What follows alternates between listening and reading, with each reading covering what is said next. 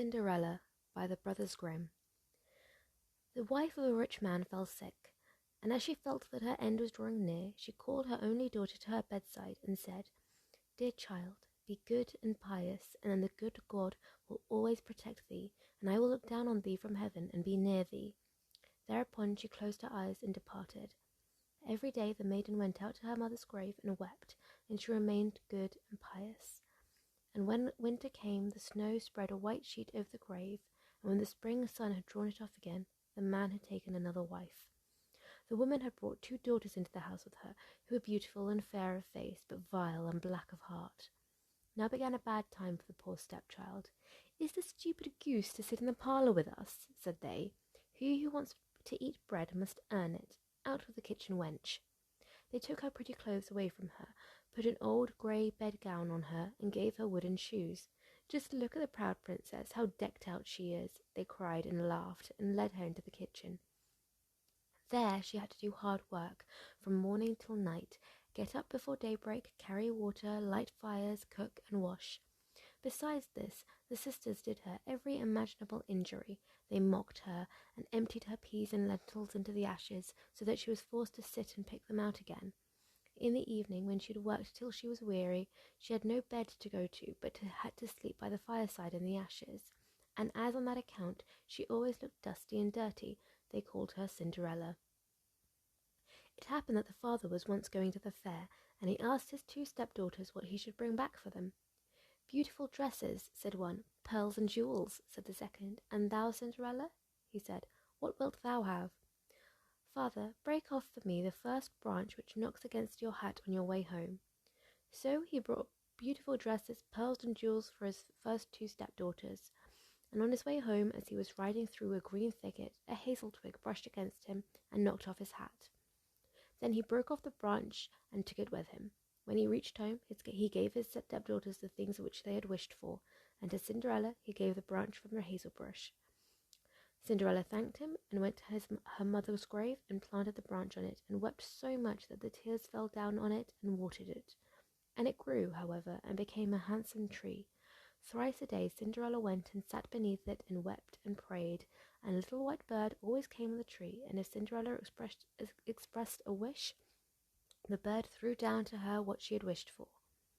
It happened, however, that the king appointed a festival which was to last 3 days, and to which all the beautiful young girls in the country were invited, in order that his son might choose himself a bride. When the 2 stepsisters heard that they too were to appear among the number, they were delighted, called Cinderella, and said, "Comb our hair for us, brush our shoes, and fasten our buckles, for we are going to the festival at the king's palace." Cinderella obeyed, but wept, because she too would have liked to go with them to the dance, and begged her stepmother to allow her to do so. "Thou go, Cinderella," said she. "Thou art dusty and dirty, and wouldst go to the festival? Thou hast no clothes and shoes, and yet thou would dance?" As, however, Cinderella went on asking, the stepmother at last said, "I have emptied a dish of lentils into the ashes for thee. If thou hast picked them out again in 2 hours, thou shalt go with us."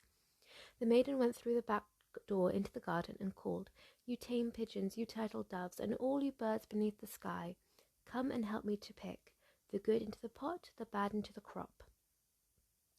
Then 2 white pigeons came in by the kitchen window, and afterwards the turtle doves, and at last all the birds beneath the sky came whirring and crowding in, and alighted amongst the ashes. The pigeons nodded with their heads and began to pick, pick, pick, and the rest began also pick, pick, pick, and gathered all the good grains into the dish. Hardly 1 hour passed before they had finished, and all flew out again. Then the girl took the dish to her stepmother, and was glad, and believed that now she had been allowed to go with them to the festival. But the stepmother said, "No, Cinderella, thou hast no clothes, and thou canst not dance. Thou must only be laughed at."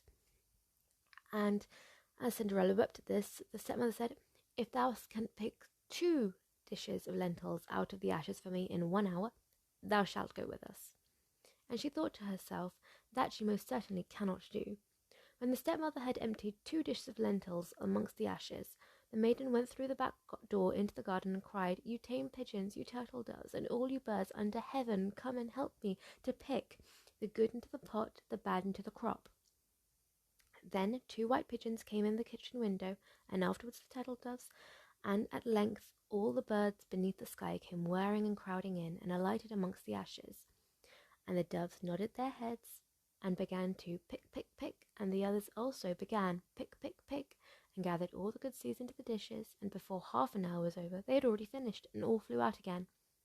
Then the maiden carried the dishes to the stepmother, and was delighted, and believed that she might now go with them to the festival.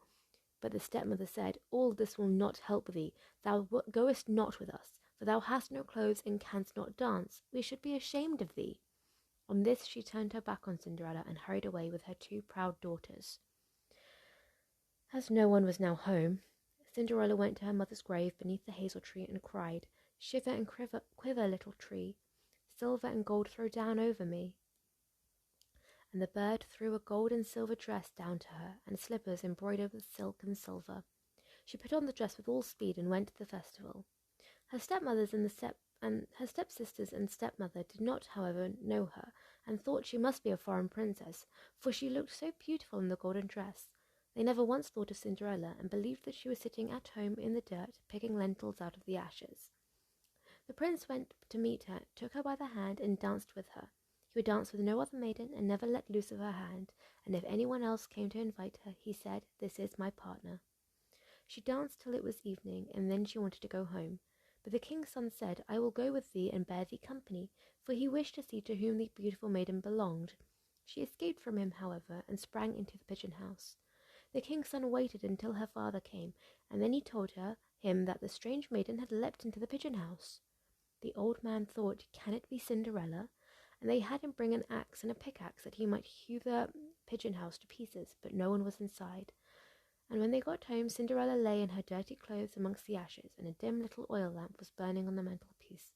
For Cinderella had jumped quickly back from the back of the pigeon house, and had run into the little hazel tree, and there she had taken off her beautiful clothes and laid them on the grave, and the bird had taken them away again, and then she had placed herself in the kitchen amongst the ashes in her grey gown.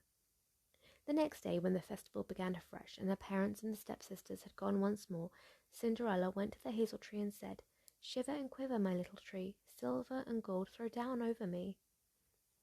And the bird threw down a much more beautiful dress than on the preceding day. And when Cinderella appeared at the festival in this dress, everyone was astonished at her beauty. The king's son had waited until she came, and instantly took her by the hand and danced with no one but her. When others came and invited her, he said, "She is my partner." When evening came, she wished to leave, and the king's son followed her and wanted to see into which house she went. But she sprang away from him and into the garden behind the house. Therein stood a beautiful tall tree, onto which hung the most magnificent pears. She clambered so nimbly between the branches like a squirrel that the king's son did not know where she had gone. He waited until her father came and said to him, "The stranger maiden has escaped from me, and I believe she has climbed up the pear tree." The father thought, "Can it be Cinderella?" and had an axe brought and cut the tree down, but no one was on it. And when they got into the kitchen, Cinderella lay there amongst the ashes as usual, for she had jumped down on the other side of the tree, had taken the beautiful dress to the bird on the little hazel tree, and put on her grey gown.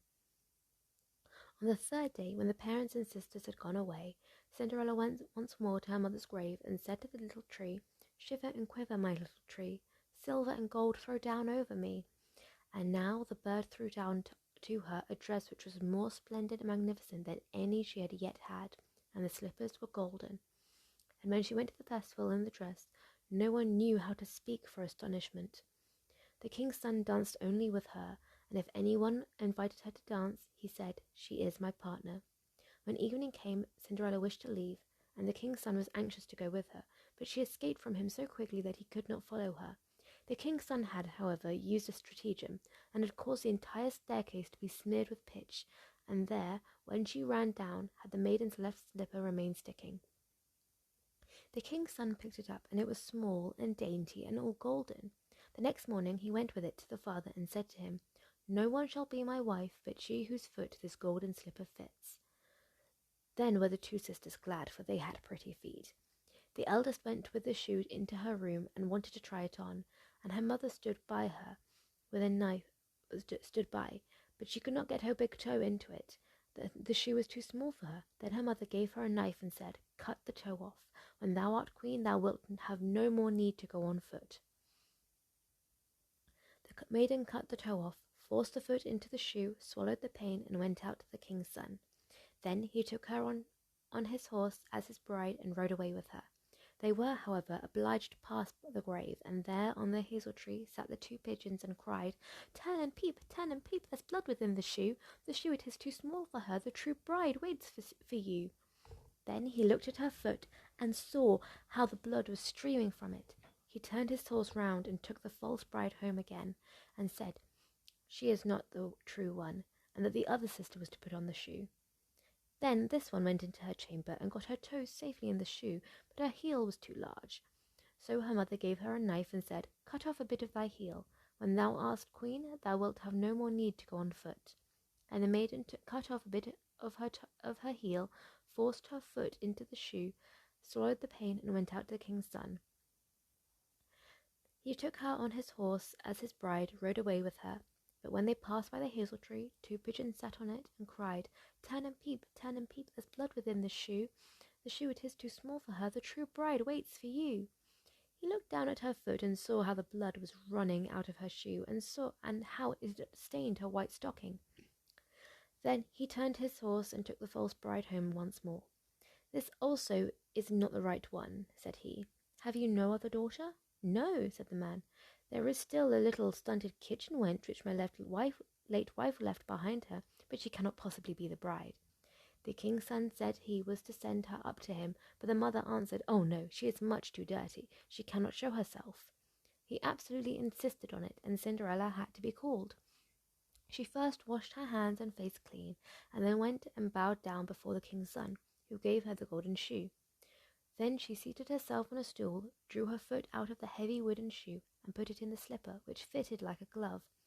And when she rose up and the king's son looked at her face, he recognized the beautiful maiden who had danced with him and cried, that is the true bride. The stepmother and the two sisters were terrified and became pale with rage. He, however, took Cinderella on his horse and rode away with her. As they passed by the hazel tree, the two white doves cried, turn and peep, no blood is in the shoe.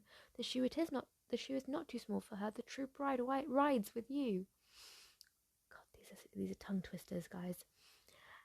And when they had cried that, the two came flying down and placed themselves on Cinderella's shoulders, one on the right and one on the left, and remained sitting there.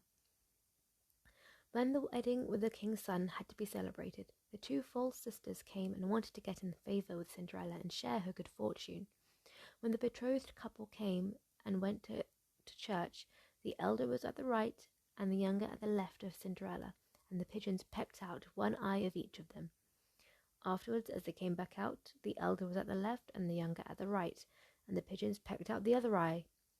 And thus, for their wickedness and falsehood, they were punished with blindness as long as they lived.